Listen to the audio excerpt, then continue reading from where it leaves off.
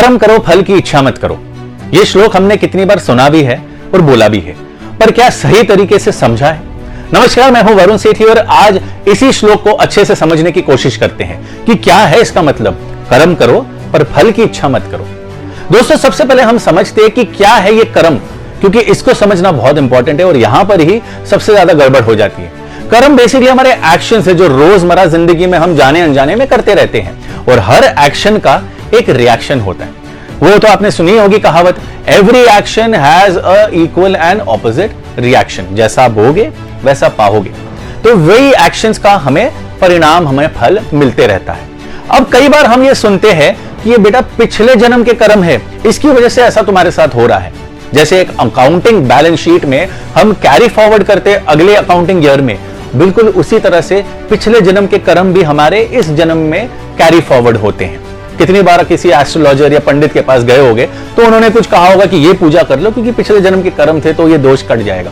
अब एस्ट्रोलॉजी और पंडित वगैरह ये एक अलग विषय है, इस पे हम अलग से चर्चा कर सकते हैं। बट जहां कर्म की बात आती है तो एक तो पिछले जन्म की बात होगी, और दूसरा जो हमारे कंट्रोल में, हमारे हाथों में है, हमारा वर्तमान, जो हम रोजमर्रा जिंदगी में कर्म करते हैं जाने अनजाने में।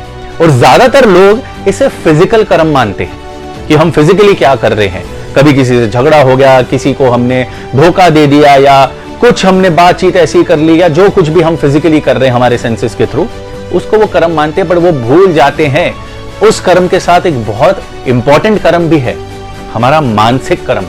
जैसी हम सोच रखते हैं, अगर आप किसी के प्रति गंदी सोच रखेंगे, गंदी नीयत रखेंगे, उसको हमेशा से नुकसान पहुंचाने के बारे में सोचते रहेंगे, वो भी आपका कर्म बनता है दोस्तों।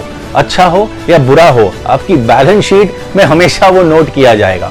तो उसी प्रकार से ये हमने कर्म को डिफाइन किया, पिछले जन्म के, फिजिकली आप जो कुछ कर रहे हो आज, और मानसिक रूप से जो कुछ भी आप सोच रहे हो। अब बात करते हैं कि हमें कैसे कर्म करने हैं। दोस्तों, एक बात को तो गांठ बांध लो, जो कोई भी इस धरती पे, इस सृष्टि, इस पृथ्वी पे आया है, जीव जंतु जानवर इंसान, हर एक को कर्म करना है, कोई इससे बच नहीं सकता। एक जानवर को भी अपना पेट पालने के लिए, अपने परिवार को पालने के लिए शिकार करना पड़ता है, या खाने के लिए उसको दर दर भटकना पड़ता है, ढूंढना पड़ता है, तब जाके वो अपना पेट भर पाता है। उसी तरह इंसान को भी मेहनत करनी पड़ती है, या उसे कुछ कर्म करने पड़ते हैं जिससे वो सरवाइव कर पाए, वरना तो इस संसार में सरवाइव ही नहीं कर पाएगा। तो कर्म तो आपको करना ही पड़ेगा, ये अनिवार्य है। अब कैसे कर्म करने हैं, अच्छे या बुरे, आप ही बताइए। ऑब्वियसली सब कह रहे होंगे कि हमें अच्छे कर्म ही करने हैं, पर जाने अनजाने में हमसे बुरे कर्म हो जाते हैं। बट हमें कोशिश करनी चाहिए कि हमें अच्छे कर्म करने, सत्कर्म करने हैं।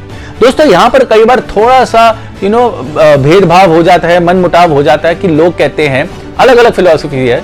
अब एक चोर कहेगा कि मेरा तो काम और बिजनेस ही है चोरी करना, तो मेरे लिए तो ये अच्छा कर्म हुआ, तो मैं तो यही करूंगा, मैं क्यों ना ये करूं। एक आतंकवादी कहेगा कि मेरा तो काम है लोगों को मारना, तो मैं तो यही करूंगा, ये मेरा बिजनेस है। एक मर्डर बोलेगा कि मुझे तो मर्डर करना है, मर्डरर हूं मैं, तो मेरा तो यही बिजनेस है। पर यहां पर ही good intelligence, bad intelligence, conscious knowledge, हर चीज आती है। दोस्तों, आपने मेरा वीडियो देखा ही होगा जहां पर मैं हाउ टू कंट्रोल माइंड के बारे में बात करता हूं, वहां पर मैं गुड इंटेलिजेंस और बैड इंटेलिजेंस की बात कर रहा हूं। प्लीज उसे एक बार फिर से देखिएगा।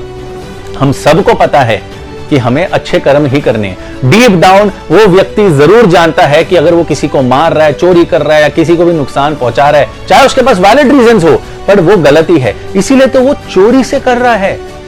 दोस्तों, अगर वो इतना ही सही होता तो वो डर डर नहीं भटकता, वो जाके छुपता नहीं, क्योंकि उसे पता है अगर वो पकड़ा गया तो उसको जेल में डाल दिया जाएगा, उसके ऊपर लॉ एनफोर्समेंट की कड़ी निगरानी होगी और उनको उसका परिणाम भुगतना ही पड़ेगा। अब सबसे बड़ी बात दोस्तों, ये श्लोक स्वयं भगवान श्री कृष्ण अर्जुन को कह रहे हैं। अगर भगवान कह रहे हैं कि कर्म करो, फल की इच्छा मत करो, तो वो बुरे कर्म तो करने को नहीं कहेंगे, अच्छे कर्म की बात चल रही है यहां पर।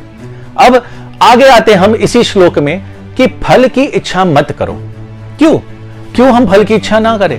क्योंकि दोस्तों, होता क्या है, हम आउटकम, रिजल्ट और प्रॉफिट से हर चीज को जोड़ देते हैं, और इस चक्कर में अपना लक्ष्य और गोल और जो एम्बिशन है उसे भूल जाते हैं। अगर हम अपने एम्बिशन, गोल और लक्ष्य की तरफ फोकस्ड रहेंगे तो आउटकम तो आएगा ही आएगा, और वो अच्छा ही आएगा। पर हम उल्टा करते हैं, हमको रिजल्ट में ज्यादा दिलचस्पी होती है, ना कि अपने गोल या एम्बिशन में। और होता क्या है दोस्तों, कई बार जब हम अपने आप को लिमिट कर देते हैं कि हमने एक बेंचमार्क तय कर दिया है कि यही मेरा आउटकम होना चाहिए, यही मेरा जो बोलते हैं ना कि फल है जिसकी हम इच्छा कर रहे हैं वो यही होना चाहिए, और वहां पर गड़बड़ हो जाती है। क्योंकि जब हमारा वो डिजायर्ड आउटकम नहीं मिलता हमें, हम दुखी हो जाते हैं, हमारा मन टूट जाता है, और दुखी मन से आप सही दिशा में कभी नहीं जा सकते।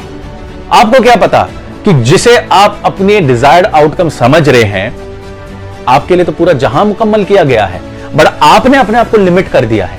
इसीलिए प्लीज उस फल से, उस डिजायर्ड आउटकम से अटैच मत होइए, अपने लक्ष्य और गोल पे फोकस्ड रहिए, और फिर पूरा जहान आपके कदमों में है।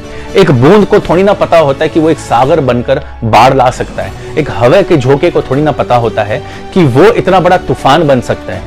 इसलिए आपको जो नहीं पता, प्लीज अपने आप को लिमिट ना करिए, लिमिटलेस रहिए, और सारा जहां आपके कदमों में होगा। उम्मीद करता हूं दोस्तों आपको ये वीडियो पसंद आया हो, और एक बात ध्यान रखना, जो कुछ भी बाहर ढूंढ रहे हो सब कुछ आपके अंदर, आपके भीतर ही है। Thank you.